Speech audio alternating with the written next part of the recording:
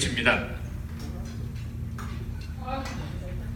미 주류 정치에 도전해서 캘리포니아주 로스앤젤레스 카운티의 세리토스 시의원에 당선되시고 2010년에 세리토스 시장을 역임하시고 그리고 은퇴하신 다음에 지금은 그동안 연구하셨던 한반도 핵 문제 연구와 한반도 평화를 위한 노력을 계속하고 계십니다. 또 중요한 것은 지금 저와 함께 라디오 코리아에서 시사 프로의 고정 패널로 일하고 계시다는 점입니다. 그러면 여러분 아까 또 일부러 오시면서 늦게 오시면서 또 집도 들고 와주셔가지고 그 두 가지 책을 갖고 와주셨죠. 한반도 핵 문제와 독일 평화가 먼저 북핵 위기와 한반도 평화의 길 평화가 먼저다라는 그런 소중한 저서를 또 가져오셨는데 여러분들 또 귀하게 받아보시기 바랍니다. 그럼 우리 조정희 선생을 모시고서 긴 제목의 그런 오늘 딱 알맞는 오늘 아니고선 들을 수 없는 그런 강연을 듣기로 하겠습니다. 박수로 청해 주십시오.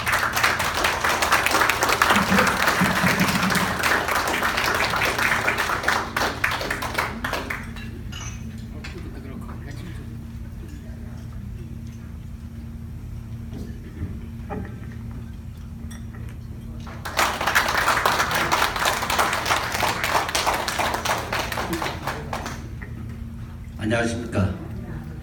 여러분들이 식사하시는데 즐겁게 담소도 하시면서 식사를 하셔야 되는데 제가 이렇게 식사 시간을 방해하는 것 같아서 대단히 죄송합니다. 정말 여기 많은 분들 참 낯익은 분들 계시고 또 미주 전 지역에서 오신 여러분들 오늘 이렇게 만나 뵙게 돼서 정말로 반갑습니다. 사실은 제가 오늘 제가 조금 착각을 해가지고 저는 7시 반에 그리고 6시 반에 행사를 시작을 해서 1시간 하시고 7시 반에 제 순서가 있는 걸로 그렇게 알고 왔는데 그러나 제가 꼭 7시 반까지 오려고 한 건 아니고 6시 반 전에 와서 여러분들과 인사도 나누고 그러려고 했는데 오늘 그 토요일인데도 프리웨이에서 평일보다도 1시간을 더 소요함으로써 결국은 이렇게 늦게 도착해서 여러분들께 그 많은 결례를 하게 된 것을 먼저 사과 말씀을 드립니다. 그리고 식사하시는데 제가 식사를 좀 조용히 하게 하시고 제가 제 말씀을 좀 먼저 시작을 해야 되겠다고 하는 거는 사실은 제가 오늘 저녁에 조금 일찍 집에 돌아가야 할 일이 있습니다.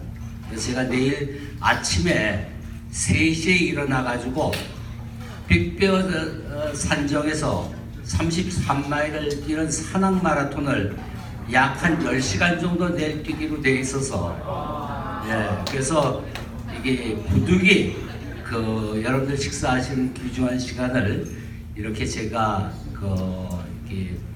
불편하게 해드려 가지고 죄송하다는 말씀을 다시 한번 드리겠습니다.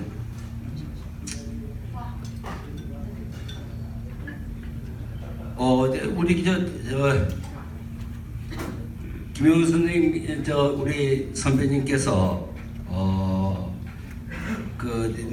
저에 대해서 소개를 해주셨지만은 저는 여러분들이 아시는 바와 같이 1980년대 90년대에 한국의 민주화와 통일을 위해 치열하게 투쟁을 하다가 1997년 김대중 대통령께서 당선되시고 이제 내가 해야 할 일은 끝났다 하고 모든 사회운동에서 떠나서 이 사업에 전념하다가 2002년에 그 사업을 정리하고서는 이 미 주류사회에서 활동을 하면서 한국 정치와는 일정한 거리를 두고서 지나왔습니다. 그러나 제가 어떻게 한국을 잊고 있었겠습니까? 비록 한국 현실 정치에서는 거리를 두었지만은 제가 83년도부터 관심을 갖고 연구하기 시작했던 한반도 핵 문제에 대해서 제가 연구를 계속해서 2006년에 조선반도 핵 문제 연구라는 논문으로 제가 박사학위를 받았습니다. 그러니까 제가 아마 어쩌면은 이 한반도 핵 문제의 유일한 아마 박사일지도 모르겠습니다. 그래서 그 박사학위 논문을 누구나 쉽게 읽고 이해할 수 있도록 쓴 책이 북핵 이거 600페이지 되는 그 두꺼운 책입니다. 그게 600페이지 되는 북핵 위기와 한반도 평화위기라는 책이 바로 제 그 박사학위 논문을 이게 풀어쓰고 구축한 책인데, 제가 감히 말씀드리자면은 한반도에서 이 핵 문제가 이렇게 거론이 될 때마다 뭐 TV에 나오고 신문에 칼럼을 쓰고 하는 사람은 많이 있습니다만은, 아이러니컬하게도 제가 쓴 그 북핵 위기와 한반도 평화의 길이 한국에서 발행된 유일한 한반도 핵 문제 연구 서적이라고 제가 감히 말씀드립니다. 여러분들 어디서 한반도 핵 문제에 관해서 저 책보다 제가 쓴 그 연구 서적보다 더 깊이 있는 연구 서적을 보시면은 제가 참고할 수 있도록 저에게 알려주시면은 정말로 감사하겠습니다. 그리고 그 2013년에 서울을 갔더니 이 서울에서 얘기가 이 책을 정말 이제 지금 꼭 필요한 책이다. 그러니까 이걸 개정판을 내자. 그런 이제 제안이 들어왔어요. 그래서 이 600페이지 되는 전문 서적을 그냥 줘도 아무도 안 읽을 텐데, 그래서 그거에 개정판을 내는 게 무슨 의미가 있느냐. 그래서 그 차라리 내가 이 한반도 핵 문제와 평화 문제를 누구나 읽고 쉽게 이해할 수 있는 책을 내가 이게 새로 하나 쓰겠다 해서 제 연구 서적을 추려가지고 약 한 150페이지 되는 그 평화가 먼저다 하는 책을 쓰게 썼습니다. 근데 사실은 그 평화가 먼저다 하는 책을 쓰게 된 동기는, 제가 13년 1월에 이 오바마 대통령 그 2기 취임식에 초청을 받아가지고 가면서 그 대통령 취임식 때는 연방 상하의원들이 전부 워싱턴에서 대기하고 있어요. 왜냐하면은 자기 지역구에서들 취임식에 오는 그 유권자들을 만나기 위해 가지고 그 한 3일 정도는 전부 자기 사무실에서 대기를 하고 있는데, 그래서 제가 이렇게 얘기가 통하는 연방 상하의원 15명에게 내가 이번에 오바마 2기 취임식에 대통령 취임식에 참석하러 가는 김에 들릴 테니까 나하고 얘기할 수 있는 시간을 좀 달라. 그랬더니 그 중에 7명이 저에게 시간을 줘서 그 이틀 동안에 오전 오후 하면서 7명과 30분 내지 1시간씩 어떤 이 한반도 문제에 관해서 이 토론을 좀 했습니다. 그런데 그때 거기서 제가 느낀 건 이 소위 우리 한국의 친한파라 그러는 에드로이스 하원 외교분과위원장, 또 이게 알란 로엔달이라는 외교분과위원, 또 우리 친한파 중에서 가장 대표적인 우리 한인들 행사에는 항상 빠지지 않고 오는 주대추, 이런 소위 친한파라고 그러고 외교 전문가라고 하는 이분들이 거의 대부분이 한반도 정세에 관해서 너무도 아는 게 없더라. 또 아는 게 없을 뿐만 아니라 관심이 없어요. 그래서 이 워싱턴에서 이렇게 이게 친한파고 외교 전문가들이 한반도 문제에 대해서 전혀 이해가 없다는 게 되거든. 그래서 사실은 영문판을 만들기 위해 가지고 그거를 이게 시작을 해서, 그래서 이 평화가 먼저다를 2014년에 제가 이게 영문판으로 번역을 완전히 다 마쳤습니다. 마찬가지로 출판을 하려고 몇몇 미국인들에게 읽혀보니 이 사람들이 이해를 못하는 게 왜 이런 얘기를 하는지. 그거는 왜냐하면 이게 평화가 먼저다는 이게 우리 한글로 써서 우리 한국 분들이 평화가 먼저다를 보고서 읽으면은 이해가 되는데, 이 미국 사람들은 이 평화가 먼저다를 번역을 해놓으니까 이 한국 역사에 대한 이 기본적인 지식이 없으니까 얘가 도대체 왜 이렇게 이게 왜 이런 소리를 하지 하면서 이해가 되고, 그러니까 너무 구멍이 많은 거예요, 그 책에. 그래서 제가 사실은 2015년에 제도 시의원을 물러나면서 이 정치 일선에서 물러나면서 이 영문판을 이게 정말 새로 써야 되겠다. 그래서 지금은 이 한미 평화연구소라고 저를 8년 동안 제 커미셔너로 저를 도와줬던 미국인 친구와 같이 둘이서, 그 친구가 내가 일주일에 한 번씩 너한테 걔가 그 책을 번역을 다 해서 완전히 하니까 이 챕터를 내가 일주일에 한 번씩 우리가 만나가서 토론을 해서 책을 네가 써라. 그래서 네가 이 챕터에 대해서 이해가 안 되는 부분이 있으면 나한테 하고 토론을 해서, 그래서 요새 일주일에 한 번씩 그 친구를, 그래서 네가 이 책을 새로 쓰고 나면은, 지금 브루스 커밍스가 한반도 문제의 전문가인데 이 책을 한 권 네가 쓰고 나면은 네가 한반도 문제의 전문가가 된다. 제2의 브루스 커밍스가 될 테니까. 또 그것이 내가 어디 이렇게 언론이나 이런 데 가서 인터뷰하는 것보다는 이 미국 아이가 한반도 문제를 충분히 이해를 하고 책을 쓰고 나서, 그래서 제2의 브루스 커밍스를 내가 하나 키워야 되겠다. 그래가지고 요새 2015년 은퇴하고 나서는 그 한미 평화연구소를 이 평화가 먼저다의 영문판을 준비하고 있다는 것을 말씀을 드리고, 그 두 권의 책을 제가 오늘 가지고 와서 그 20권을 우리 신위원장님께 도네이션을 하면서 조건이 하나가 딱 있는 게, 이 책을 그냥 나눠주지 마시고 반드시 돈을 받고 하십시오 하는 조건을 붙여서 우리 제가 도네이션을 북핵 위기가 한반도 평화의 길 10권과 평화가 문제가 10권을 가져왔으니까 혹시 관심이 있으신 분들은 한번 사서 읽어봐 주시면 고맙겠습니다. 사실 오늘 저한테 주어진 제목도 길고, 사실 그 문제를 본격적으로 토론을 하려면 몇 시간을 두고 해도 모자라는데, 시간은 딱 40분 안에 모든 걸 끝내달라는 제한된 시간이 있어서 사실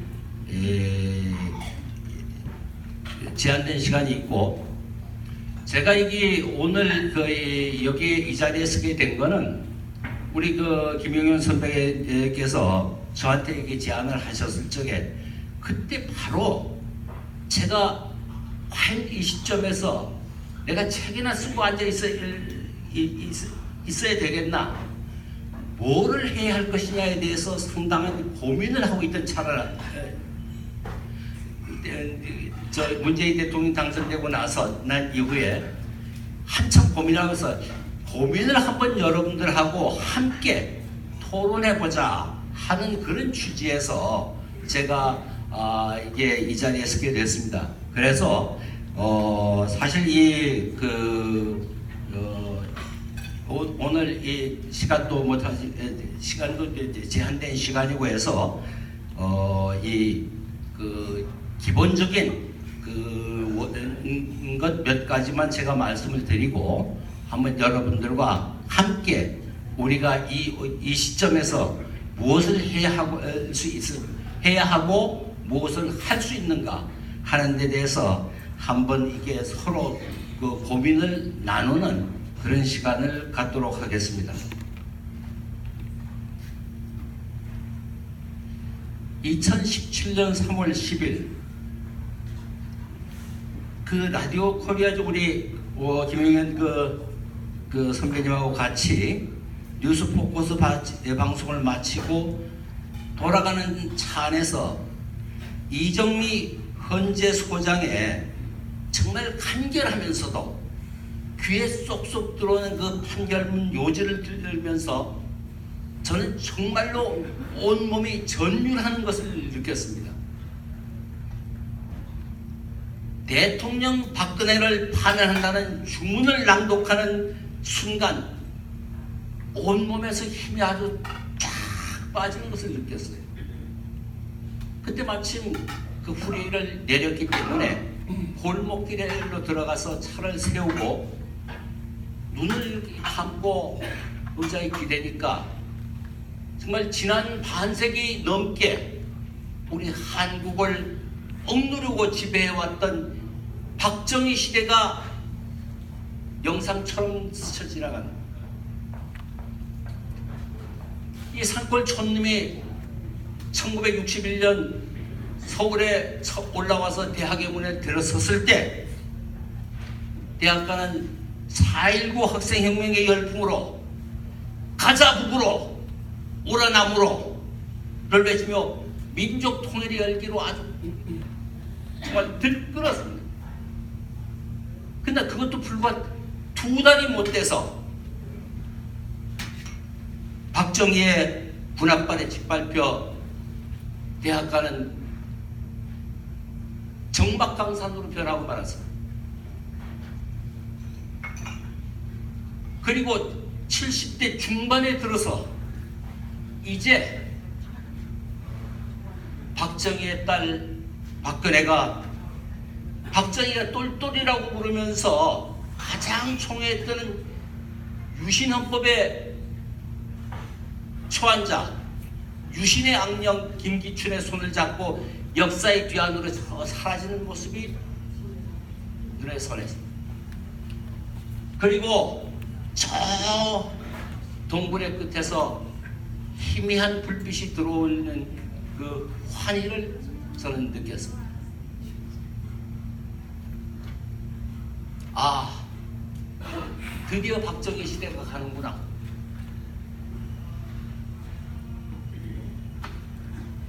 그로부터 꼭 60일 뒤에 문재인 대통령이 당선되고 지난 겨울 1700만 명이 광화문 광장에서 부르짖는 이게 나라냐? 외침에 문재인 대통령이 이게 나라다! 라고 화답하는 새로운 시대의 개막을 알리는 그 역사적인 순간을 우리는 여러분과 나는 증언을 하기 위해서 이 자리에 지금 모였습니다.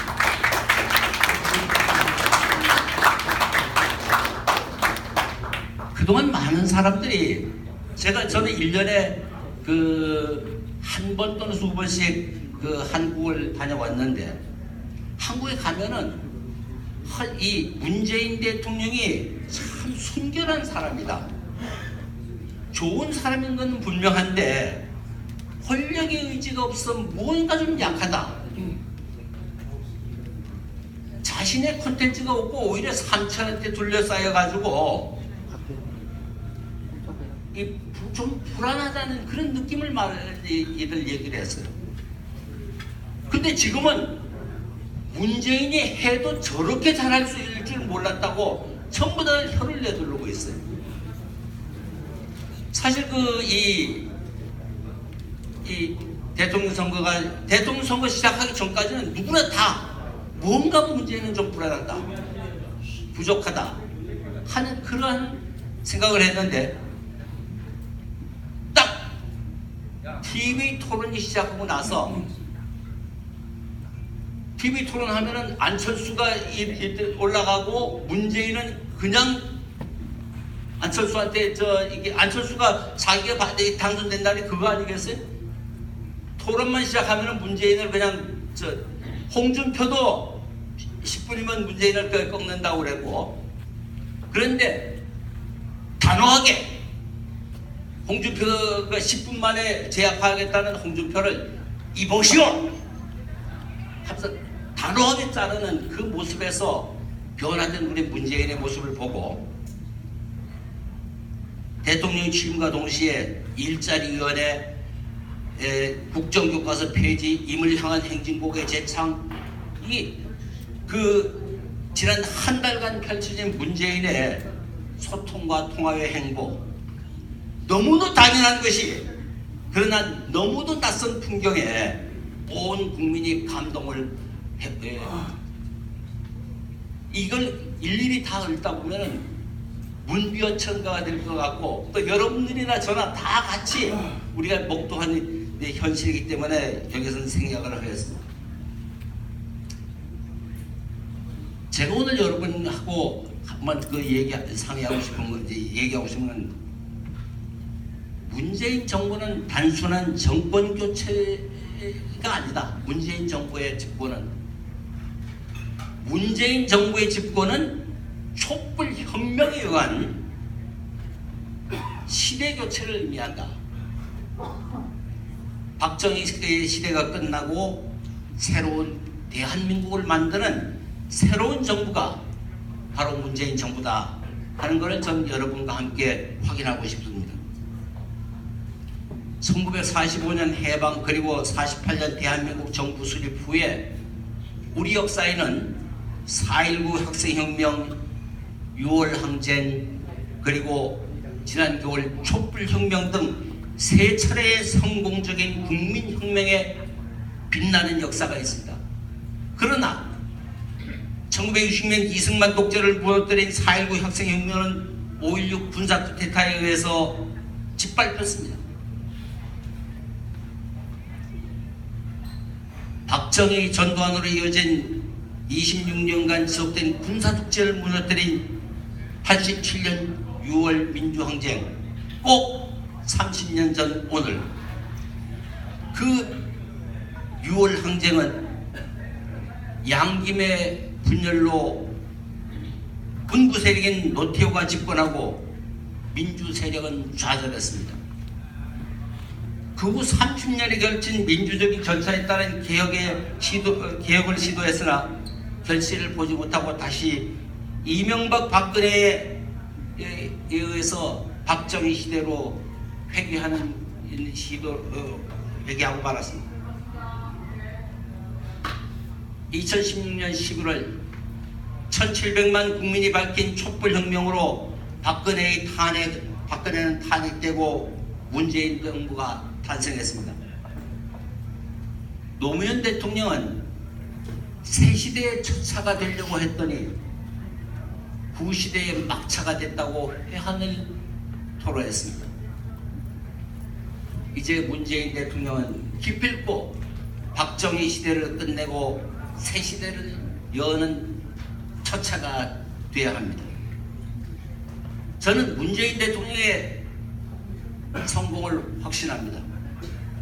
반드시 성공해야 하는 문재인 대통령, 노무현 대통령 발주기에서 반드시 성공한 대통령이 되어서 다시 보고드리겠다는 결의에 찬 문재인 대통령을 저는 믿습니다. 그럼 과연 문재인 대통령이 이 엄청난 박정희 시대를 끝내고 대한민국의 첫차가 정말로 될 수 있겠는가? 우리 한번 오늘 여기서 심각하게 생각해 봐야 할 문제입니다. 문 대통령이 별기만으로 새 시대의 첫차가 될 수 있는가? 과연 우리 지나간 박정희 시대, 문재인 정부와는 다른 지나간 박정희 시대는 어떤 시대인가? 우리가 어떤 역사를 끝내고 새로운 대한민국을 건설해야 하는가? 박정희 시대는 전 세계적인 냉전의 해소와 화해의 협력에도 불구하고 우리는 아직까지 냉전의 끝장을 잡고 있는 것이 지난 박정희 시대입니다. 머지않아 한국 전쟁의 70주년을 맞습니다. 문재인 대통령이 박정희 시대를 끝내지 못한다면 아마 한국 전쟁 100주년을 맞을지도 모릅니다.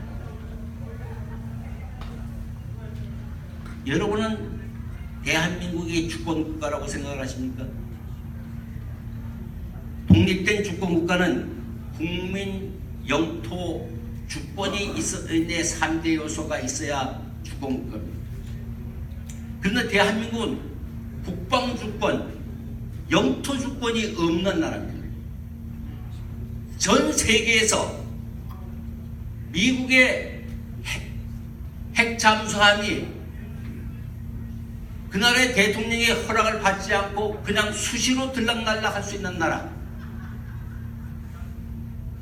미국이 핵무기를 비롯한 무기와 군대를 대한민국의 대통령에게 통보하지 않고도 그냥 들여왔다가 내갈 수 있는 나라, 그거는 전 세계에 딱 하나밖에 없는, 그게 대한민국입니다. 영토주권과 국방주권을 갖지 않은 독립된 주권국가라고 말할 수 없는 나라, 그게 박정희 시대입니다. 왜곡된 군사문화에서 비롯된 온갖 적폐, 여러분 요새 애들 많이 얘기하죠. 특수활동비. 이 모든 것이 이게 신변은 이게 빨리빨리 우리 이게 외국 사람들이 우리 한국 사람을 보면 빨리빨리 그러죠. 또 우리 한국 사람들만 파이팅 그러죠. 이 전부 5.16 군사쿠데타 이후에 각 관공서와 학교까지 군 출신들이 그냥 들어온 거예요. 이 이중장부라는 거 있죠. 이 이중장부는 얘가 바로 이 군사문화에, 왜곡된 군사문화에, 이게 그 5.16 군사혁명에 의해서 각 기관과 각 학교마다 그 군 출신들이 배치가 되면서 이 6.25 이게 대한민국 한국에서 행정학, 재정학이 제일 먼저 도입된 데가 군부입니다. 그리고 제가 이제 67년 그러니까 한국전쟁 직후에 군에서 근무했는데 이 이중장부라는 것이 지금은 모든 이게 사회 전반으로 퍼졌는데 이게 이중장부가 도대체 어떻게 돼서 나오는지 좀 아십니까? 이중장부는 대한민국 군이 전쟁을 치르면서 전후 복구를 하면서 그 모든 예산을 어디 가서 타오르냐? 미군 고문관한테 가서 예산을 타오는 거예요. 그걸 가지고 집행을 하는데 고문관한테 갖다 내는 장부에 우리 장군집 김치 담는 거, 뭐 해야 되는 거 이런 걸 다 고문관실에다 보고를 할 수는 없잖아요. 그러니까 군대에는 제가 60년대 군 공부할 적에 모든 장부가 두 가지예요. 고문관실에 정식으로 보고하는 그걸 다 해가지고 미군들한테 가서 돈을 많이 따와야 돼요. 그 쓰는 장군도 따로 있는 거예요. 그러니까 장군집 살림살이 하는 돈까지 다 합쳐가지고 이게 고문관실에 가서 돈을 따다가 여기 갖다가 이게 쓰는 장군도 따로 있는 거예요. 여러분도 군에서 훈련할 적에 훈련할 때 이게 총선에도 이게 그때 가면 총 몇 방만 쏘고 그냥 근데 그게 안 쓴 것까지 다 그러니까 쓰는 장부 안 쓰는 장부 예. 그러니까 이게 군에는 모든 장부가 이중 장부인데 그것이 이 한국 사회 기업에까지 다 이게 왜곡된 군사문화예요. 바로 적폐라는 것이 이 50대 반세기 이상 지속된 이 왜곡된 군사문화에 관한 이런 적폐. 이 문재인 정부는 바로 이러한 냉전 체제와 이 70년간 계속된 한국 전쟁 그리고 이 왜곡된 군사 문화의 이런 온갖 적폐와 싸워야 되는 그러한 운명을 가지고 태어났습니다. 과연 이런 때 대통령 한 사람 바뀌었다고 이런 시대가 끝이 나겠습니까? 이런 구조적인 문제점을 극복하고 문재인 대통령이 성공을 하려면 과연 무엇을 해야 되느냐? 우선 새로운 시대에 대한 올바른 인식이 바탕이 되어야 된다. 우선 생각한다. 그럼 새 시대에 우리 문재인 대통령이 해야 하는 큰 과제가 몇 가지가 있느냐? 저는 첫째로 헌법 개정이 우선 이 새 시대에 맞는 새 헌법의 개정이 필요하다. 그런데 그러니까 87년 우리 6월 항쟁 이후에 만든 87년 체제가 우리 새로운 시대에 맞지 않는다는 것은 지난 선거 기간 중에 사실 지난 선거 기간 중에 이게 개헌 문제가 나온 거는 이게 집권을 위한 하나의 수단으로 개헌연대라는 것이 얘기가 나왔지만은 그러나 이게 국민적으로 이 헌법을 개정해야 한다는 것은 이게 그 공감대가 형성이 되어 있다.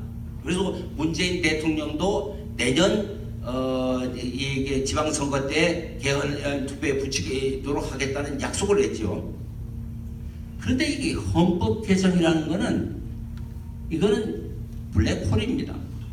헌법 개정이 본격적으로 논의가 되게 되면은 이 모든 것은 거기에 매몰이 돼 버려요. 그래서 비록 이게 선택과 집중이 저는 필요하다.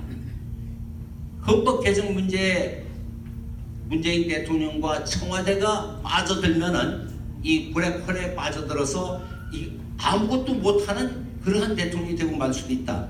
그래서 이 헌법 개정 문제는 국회에 있는 개헌 투기로 넘겨버려야 된다. 근데 국회에다 넘겨버리면은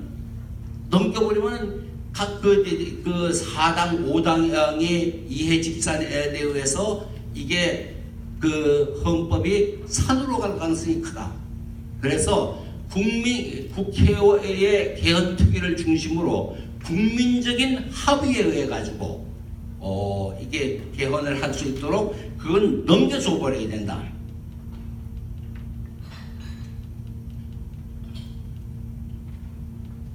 가장 중요한 거는 우리 그 문재인 대통령이 늘 말씀하신 적폐청산 그리고 국민들의 민생을 돌보는 문제가 그 다음에 중요한 과제인데 이 적폐개혁, 검찰개혁, 무슨 개혁, 이 적폐청산만 해도 이게 5년 아니 10년이 더 갈 수 있는 문제예요. 그래서 민생과 적폐청산은 이거는 국무총리에게 모든 내치를 해서 국무총리와 책임장관제로 이걸 넘기고 청와대와 그 대통령과 청와대는 한반도 평화 문제에 집중을 해야 된다. 저는 그렇게 생각을 합니다.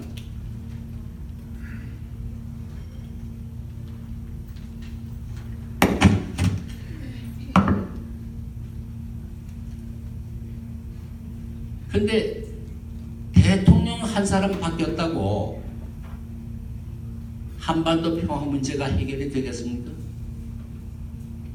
우리 문재인 대통령이 취임한 지 한 달 안에 북한에서 미사일을 5번을 쐈죠. 제가 이 옷통을 좀 벗겼습니다.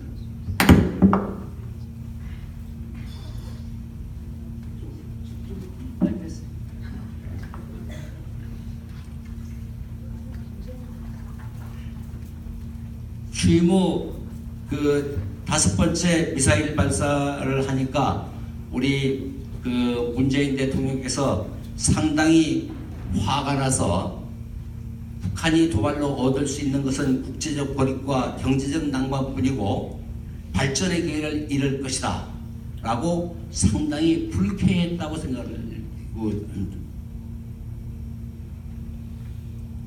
군은 한미연합 방위태세를 굳건히 유지하는 가운데 북한의 핵과 미사일 위협에 대응할 핵심 자주적 역량 확보를 위해 노력해달라.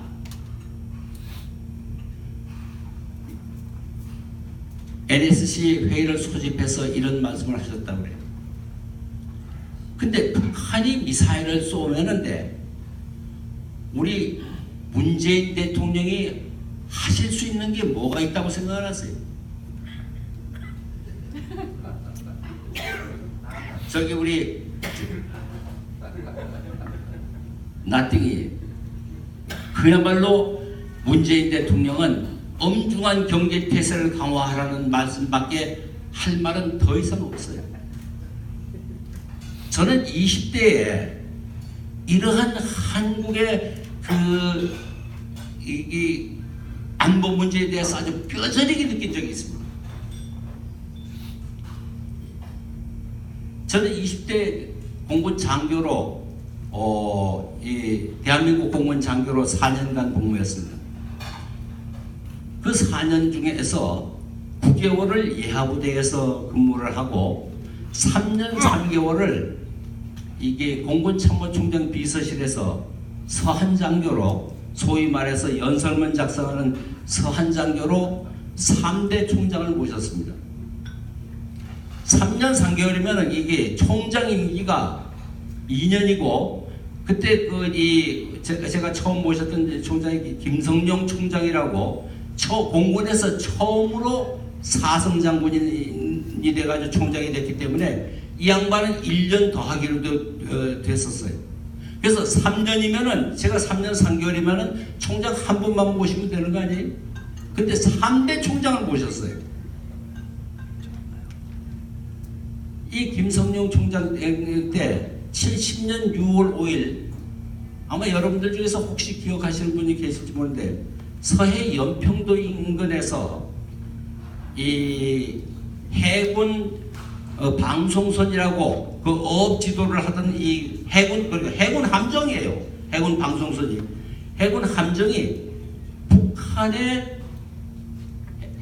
북한군에 이게 납치를 돼가지고 해군 함정이 납치를 돼가지고 북쪽으로 납치돼가는 그런 사건이 발생을 했어요. 이게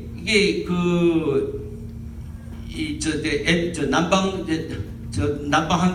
항계선 북쪽에서 북방 항계선 남쪽에서 이 어업 지도를 하는데 북쪽에서 이게 쏜살같이 2대의 북한 배수종이 내려와가지고 해군 함정 옆에 딱 붙어가지고 이게 꼼짝 못하게 해서 이렇게 북으로 올라간 거예요.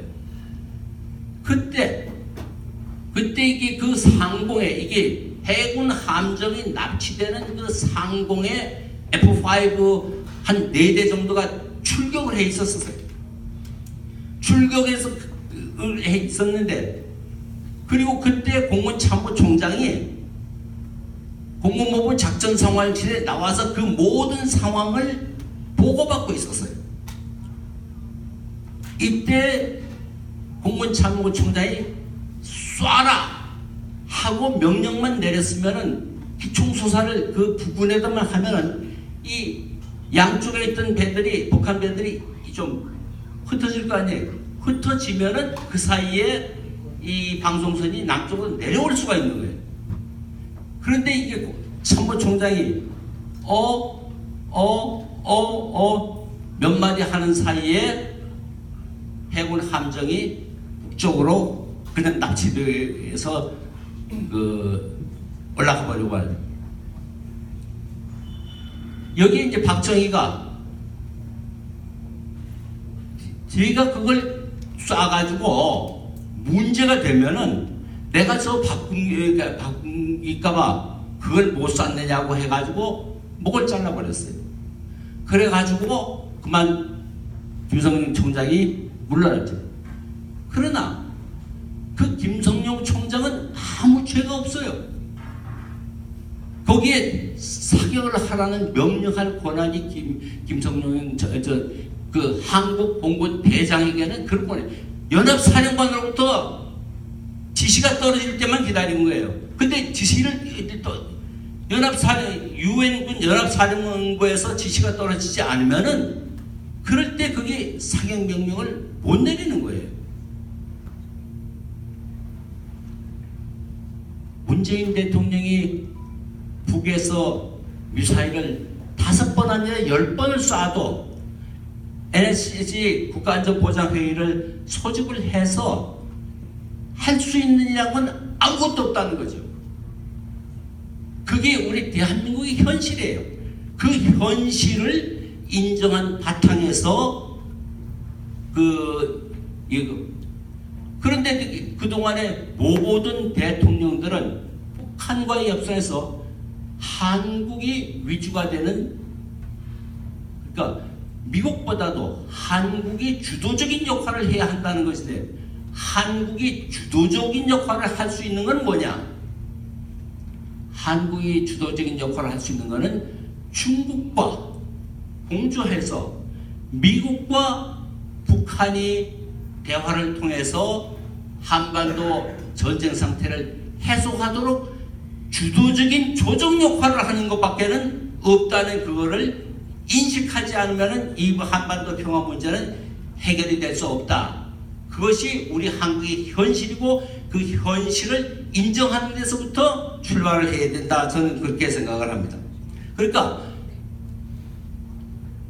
문재인 대통령이 할 수 있는 것은 굳건한 한미동맹을 바탕으로 중국과 공조해서 미국과 북한을 설득해 북미 직접 대화로 평화협정을 촉진하며 그 과정에서 대한민국의 국익을 극대화하는 기반을 마련하는 것, 그 이상도 이하도 없다 하는 것이 그 현실인데, 이것을 그 한국 이렇게 하면은 바로 보수가 등을 돌려버린다. 문제는 이거를 국민적인 지지를 어떻게 받느냐. 그것이 이러한 한국의 현실을 보수에게 어떻게 설득하느냐 하는 것이 저는 이 한반도 평화에서 가장 핵심적인 과제라고 저는 생각을 합니다.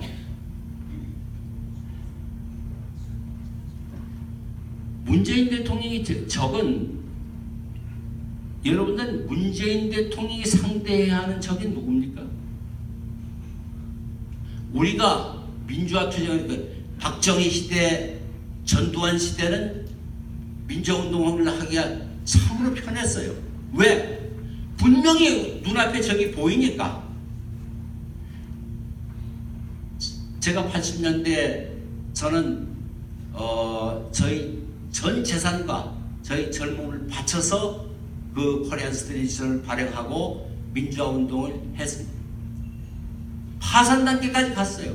그러면서도 해야 했던 거는 눈앞에 분명한 적이 있으니까, 적과 싸우지 않으면 안 되니까 싸울 수밖에 없었던 거예요. 야당 시절에는 적이 누굽니까? 대통령이. 대통령과 여당을 향해서 공격을 해야죠. 근데 대통령이 되고 나면 대통령은 누구하고 싸워야 됩니까? 적폐와 싸워야죠. 적폐가 누굽니까? 적폐도 국민주의인이에요. 국민과 싸워야 되는 거예요. 대통령이 싸워야 할 적이 분명하지가 않은 거예요. 대통령은 국민을 보고 가야 되는데, 국민은 이게 아까 제가 말씀드린 대로 굳건한 한미 동맹을 입이 빠져버리면은 그 이튿날로 돌아서는 게 국민입니다. 저는 그 김대중 노무현 대통령의 대북 정책이 방향이 옳았다고 생각을 합니다. 그리고 일정한 성과, 오늘 우리가 여기서 이게 기념하는 6.15라는 또 14공동선언이라는 그 엄청난 성과를 거뒀습니다. 그러나 6.15와 14 공동선언, 김대중 노무현 정부의 정책이 저는 성공했다고 말할 수는 없습니다.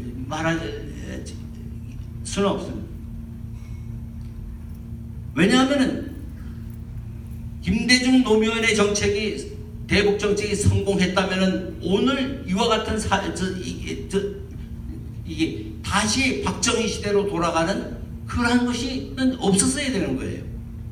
그러나 이 김대중 노무현 정권과는 이명박 박근혜에 의해서 거꾸로 되돌아가는, 그거는 그 이유는 뭐냐? 그거는 김대중 노무현 정부의 대북 정책은 국가 지도자의 국정 목표이긴 했어도 국민들의 합의와 동의를 받지 못했기 때문이다. 저는 그렇게 생각을 합니다.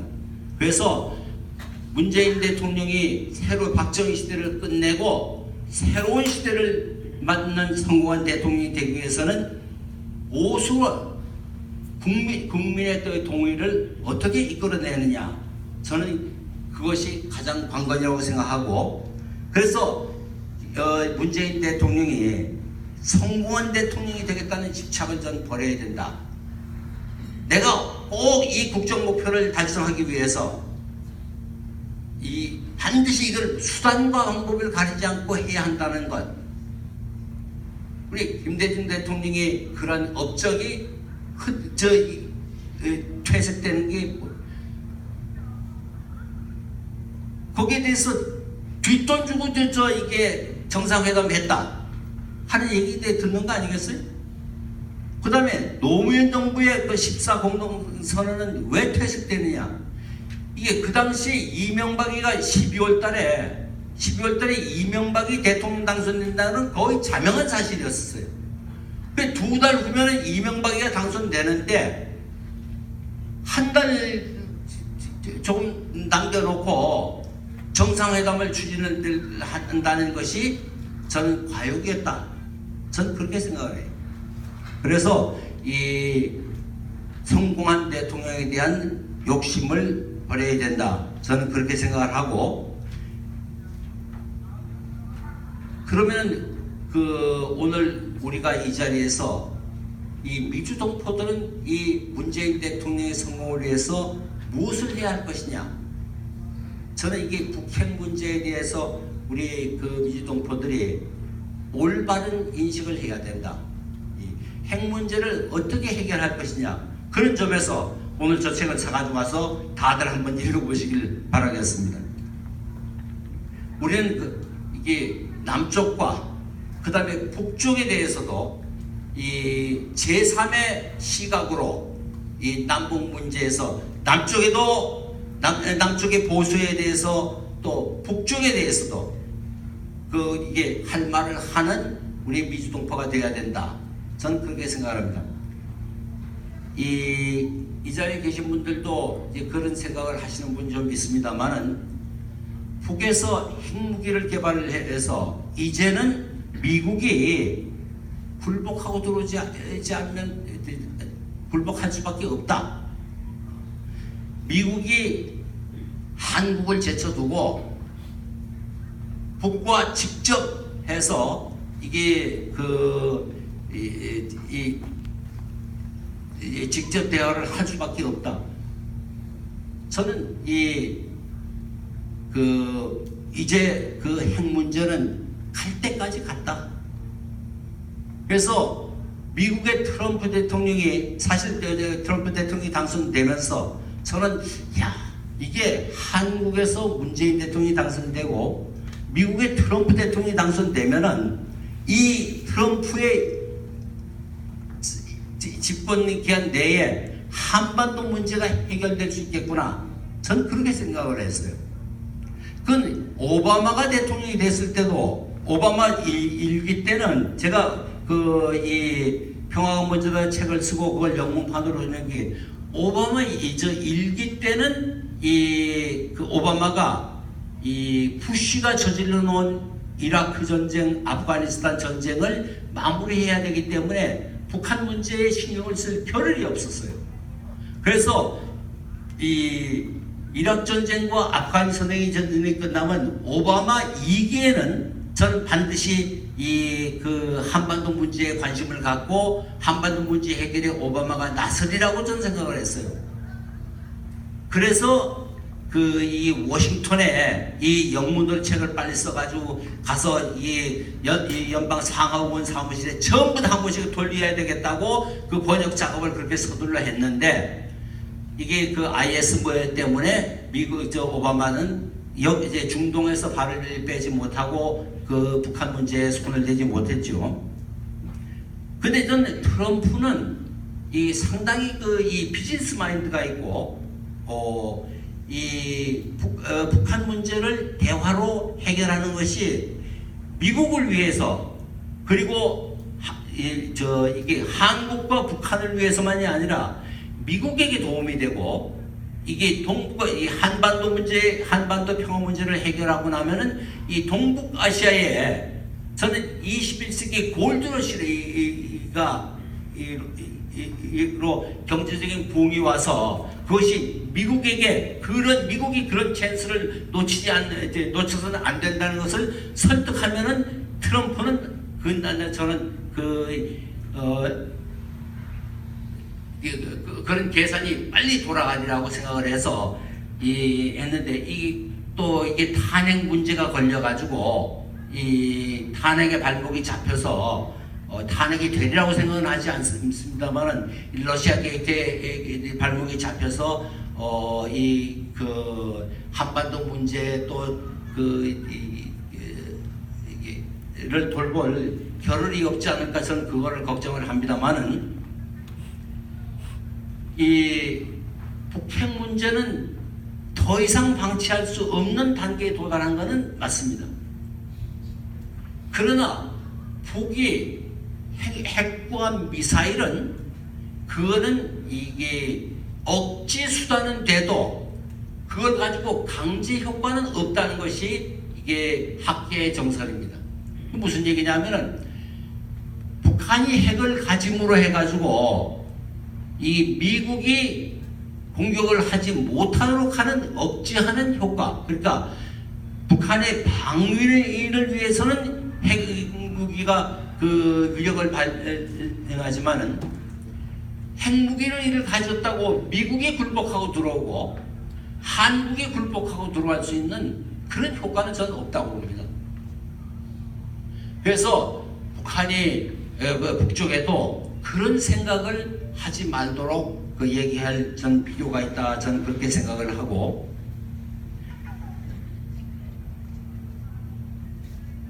이 문재인 대통령이 대통령이 당선되면서 저는 이 김대중 대통령 당선 민주화 이후에 김대중 대통령 당선이 된 이후에 이 김대중 대통령 지지자들이 보여줬던 그런 모습이 다시 되풀이 될까? 저는 그런 생각을 또 오늘 이 자리를 빌어서 우리 미주동포들이 가져야 하는 자세에서 김대중 대통령 당선되고 나서 제가 서울을 가니까 전부 여기서 안 보이는 사람들이 강남에 홍업이 사무실 앞에 가서 다 줄을 서 있어요. 참 그 모습이 그렇게 보기 좋지는 않더라. 그래서 이 10년 만에 다시 민주정부에 우리 미주동포들이 부담이 되지 말았으면 좋겠다 하는 그런 말씀을 드리면서 제 얘기를 여기서 원론적인 얘기만 마치고 우리 함께 그러면 우리가 이 시점에 무엇을 할 수 있는가에 대해서 여러분들이 함께 고민하는 시간을 좀 갖도록 하겠습니다. 네, 감사합니다.